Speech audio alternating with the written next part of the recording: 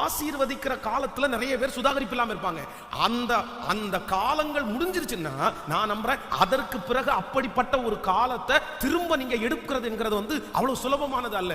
அந்த 7 வருஷம் உங்களுக்கு பலன் இருக்கும். அந்த 7 வருஷம் நீங்க என்ன செஞ்சாலும் உங்களுக்கு வாய்க்கும். சிலருக்கு பாக்கெட்ல பணம் வந்தா போதும், நாளைக்கு பாத்துக்கலாம், அடுத்த நாள் பாத்துக்கலாம், அதான் பிசினஸ் நல்லா போகுது இல்ல, அதான் வருமானம் நல்லா போகுது இல்ல, நமக்கு நல்ல இது இருக்குல்ல, பார்க்கலாம், அடுத்த வருஷம் 10 வருஷம் தாண்டி நம்ம சம்பாதிச்சுக்கலாம், இப்ப எல்லாத்தையும் விட்டுருவோம். அப்போ ஆண்டவர் ஆசீர்வதிக்கிற காலத்தை தாங்கள் கண்டுபிடிக்காததுனால இழந்து போனவங்க நிறைய பேர்.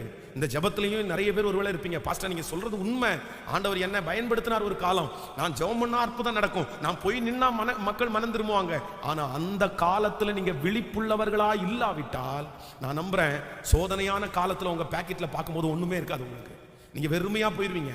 அதற்கு பிறகு கர்த்தாவே கர்த்தாவே கர்த்தாவே என்று கூப்பிட்டால் நான் சொல்றேன் என்ன அப்படி நடக்கும். 10 கன்னிகைகள் இருக்கிறாங்க, 5 கன்னிகைகள் புத்தி உள்ளவர்கள், 5 கன்னிகைகள் புத்தி இல்லாதவர்கள். நன்றாய் கவனிங்க, இந்த புத்தி இல்லாதவங்க மனுஷகுமாரன் வந்துட்டாரு. இப்போ போய் கேட்கறாங்க, என்ன கேட்கறாங்கன்னா, எங்களுடைய தீவட்டிகளை அணைகிறது கொஞ்சம் எண்ணெய்.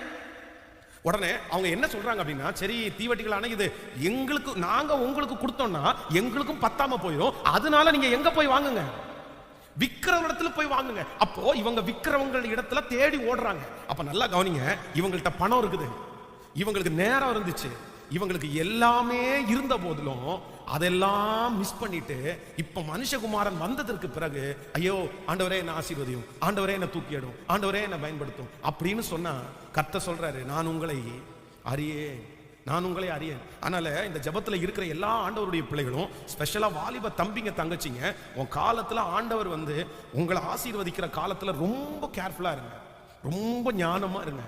அதை நீங்க பத்திரமா, அந்த நேரத்துல இடறிட்டீங்க, நீங்க விழுந்துட்டீங்க, பிசாசு அந்த காலத்துல தான் உங்களுக்கு விரோதமா போராடுவான், அதைத்தான் உங்களை நாசம் பண்ண பார்ப்பான். அன்னைக்கு பாத்தீங்கன்னா நிறைய பேர் ஃப்ரெஷ்ஷா இருப்பாங்க, அப்படியே அவ்வளவு எனர்ஜிக்கிட்டே இருப்பாங்க, என் காலையில எழும்ப முடியும், போக முடியும், அவங்க நினைச்சதெல்லாம் செய்ய முடியும். ஆனா அந்த காலத்துல சோம்பேறித்தனம் வரும், அந்த காலத்துல வெறுப்பு வரும், அந்த காலத்துல போய் கடன் வாங்குவாங்க, அந்த காலத்துல போய் பாவம் செய்வாங்க.